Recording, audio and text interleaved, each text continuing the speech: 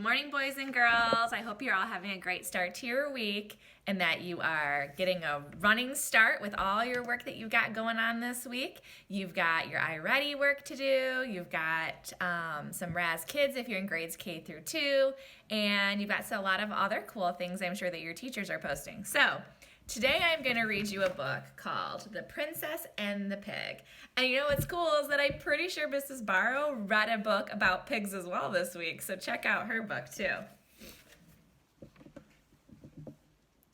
Not that long ago, in a kingdom far from here, a farmer was traveling home from the market with a cartload of straw. The farmer was so poor that he didn't have a horse and had to pull his own cart. In the back of the cart lay a tiny pink piglet. Nobody wanted to buy the piglet at the market, but the farmer had taken pity on it. "I'll call you Pigmella," he decided, as this seemed like a good name for a pig.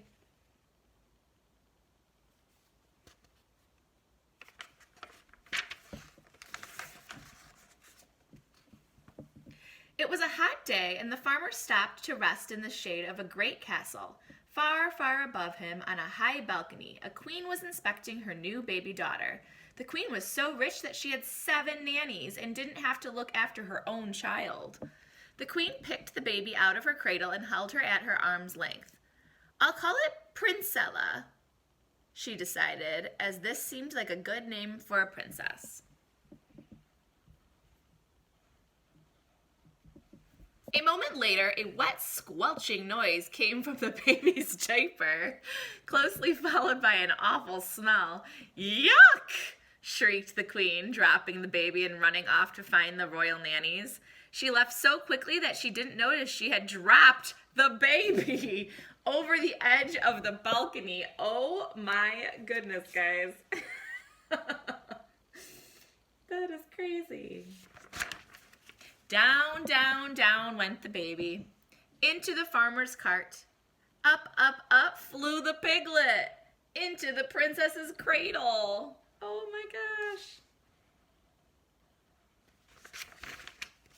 When the queen returned and found the piglet lying where the baby should have been, she let out an even louder shriek and fainted into the nanny's arms. The king thought he knew what had happened. "A bad fairy has done this," he explained. "The fairy wasn't invited to the princess's christening, so she's turned the baby into a piglet to get her revenge. It's the sort of thing that happens all the time in books." Meanwhile, the farmer had returned home and was surprised to discover a baby girl lying where the piglet should have been. The farmer's wife thought she knew what had happened. "A good fairy has done this," she explained. "The fairy knew how poor and honest we are and how badly we wanted a child, so she turned the piglet into a baby. It's the sort of thing that happens all the time in books."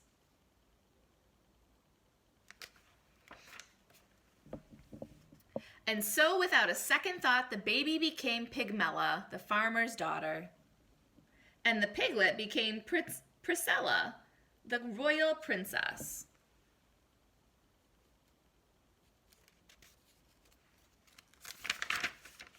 It wasn't long before Pigmella was able to eat, walk, and get dressed all by herself. And the farmer and his wife soon forgot that she had ever been a pig.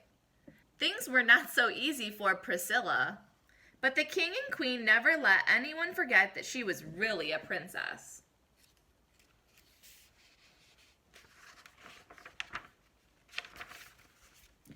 As Pigmella grew older, she grew smarter and beautiful and was admired by everyone she met. As Priscilla grew older, she grew not so smart and not so beautiful and was avoided by everyone she met. Then one day, the farmer's wife overheard some of the castle servants talking about the princess who had turned into a pig. "It's just like what happened to Pigmella," she told her husband, "only the other way around." The farmer soon guessed what had happened. The princess and the pig must have swapped places somehow. He explained, "It's the sort of thing that happens all the time in books." The poor farmer and his wife were very unhappy. They loved Pigmella, but they knew they must return her to her rightful home.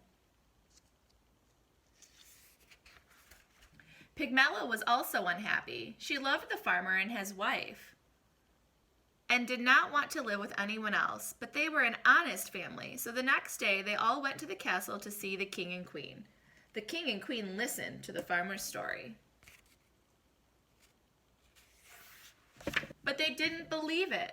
"What nonsense!" cried the queen. "Ridiculous!" the king laughed. "This girl may be smart and beautiful, but she does not look or speak like a real princess."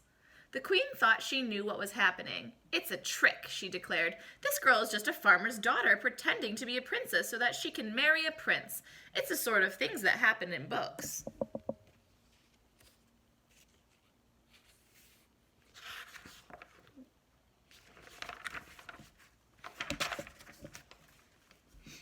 And so Pigmella returned home with the farmer and his wife, where she married a young shepherd and lived happily ever after, and never once wished that she'd been a princess.